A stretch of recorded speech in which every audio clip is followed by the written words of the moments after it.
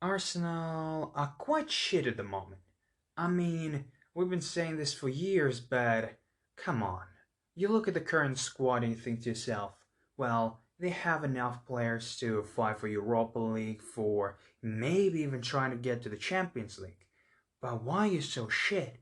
You look at the coach and you think to yourself, it was supposed to be a success story. You were the chosen one to bring back the glory of good old days from Arsenal. But what is going on? And the last match against Wolves, Arsenal had no chance of winning.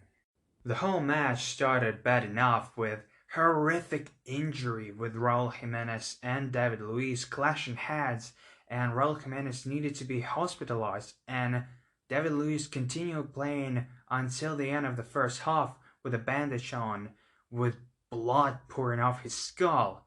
It was truly a horrific moment that you would love to forget, and we hope all the best for both of the players. And from the news that we're hearing, both of them are fine, but also possibly not ready to play next games. It's good news that they are alright, it's bad news that they needed to go through such an awful experience. But it's part of the game, and sometimes this unfortunate things happens and you just need to carry on.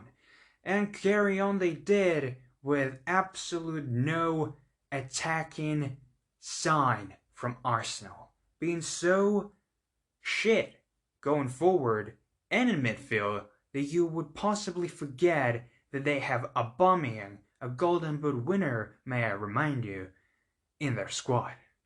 I mean, you have two shots on target. One, to be fair to Aubameyang, was from him, but it's better not to remember this shot because it was so awful, so soft, that no one remembers it. I needed to rewatch some highlights of the game to actually see this moment one more time and say to myself, oh yeah, this did happen, and then immediately forget about it because Arsenal were garbage. I mean, they had the majority of the ball in the legs. Yes, they had control over the ball, 57%. Ooh, sounds scary, right? Well, you had the possession, but you couldn't do anything with this possession. Wolves scored 2 goals. To be fair to Arsenal, they scored one with a header from Gabriel. What a signing he is. The best player in Arsenal's squad at the moment. And that's a scary thought, right? Youngster, defender, is the best player in your team. Not only this, but he also scored as many goals as Aubameyang this season. If that not bad news, I don't know what is. And Aubameyang is in a bad place at the moment, let's be honest. He re-signed the contract and he shows absolutely no care of playing for the badge because he's playing for the wages at the moment. He's riding his Lamborghini, he's going to the parties at his house probably, and that's no accusation of Aubameyang. It's just what it feels like is happening. He doesn't care about football, he doesn't care about Arsenal, and it's not all his fault. When you look at the team, you need to say to yourself, how are you that shot? I mean, whenever you try to give ball to Aubameyang, you fail, and that was so showing at the last 10 to 15 minutes of the game when we had 2-1 score from the first half. Wolves are already tired, but they're still fighting for every ball, trying to get it even from their own half or the half of Arsenal. And then you show Arsenal players barely running. For example, Xhaka had one of the worst games in Arsenal shots, giving away balls, totally missing passes, and giving ball away to Wolves players.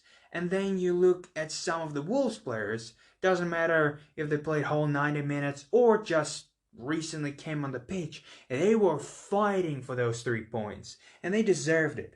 But what I was trying to say, when you look at the last 10 to 15 minutes, you witnessed willing influence. And what I mean by that is that every single player in Arsenal shirt tried to cross the ball but failed miserably. Couldn't beat the first man. It was so showing how desperate they were going to attack that they would give the ball to any player, and any player would try to cross, and it would backfire immediately with some dangerous attacks from the best player of this game, Adama Traore, who was the game maker for Wolves. He was the game changer in this game because, yeah, Arsenal had the possession, but they didn't have a single player, apart from Gabriel, who would try to create attack, who would try to run for the ball, run and create the chance for for example, Nato or someone else to score. And that was Adama Traore. He was incredible.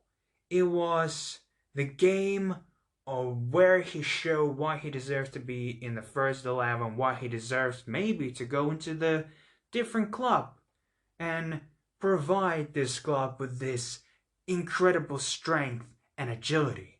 And as I said, Adama Traore was a game changer. Whenever in less 10-15 minutes Arsenal tried to score, they would get the ball, try to give it to Adama Traore so he could run, or they would just get rid of the ball. And it seemed like maybe, just maybe, Arsenal will be able to grip those 2 points back and get 1 point.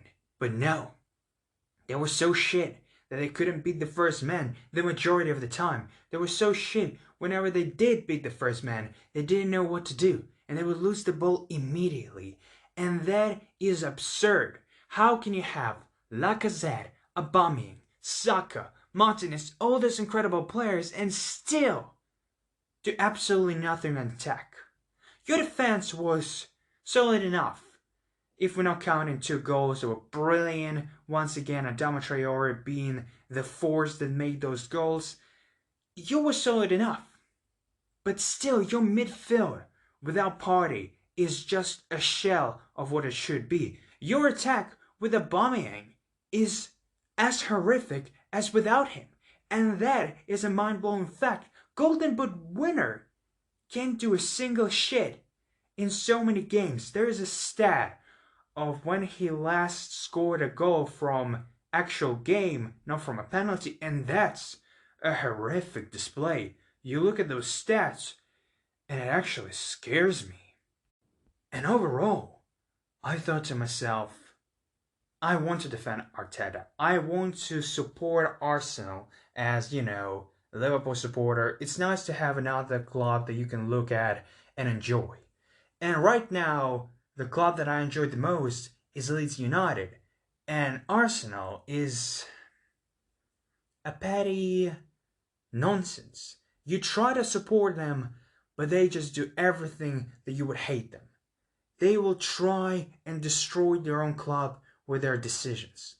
And what is happening at the moment is scary because I see no progression from Arteta, from Arsenal. I see a shell of what this Arsenal can be. And that's a scary thought.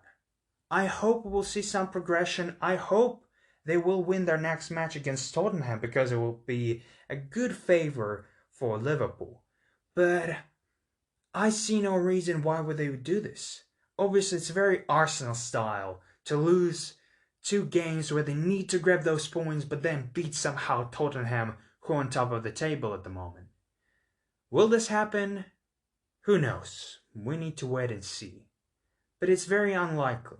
I wouldn't be surprised, but it's very unlikely. Arsenal, you are absolute mess at the moment. You need to pick yourself up, and you need just to bring this mentality of the winners. Try to go forward for once, not hide in your own yard, trying to defend this 0-0 or 1-1 situation. It's actually embarrassing watching Arsenal at the moment. But hey, as I said, we need to just wait and see what's going to happen later on. Thank you guys for watching. Hear you soon.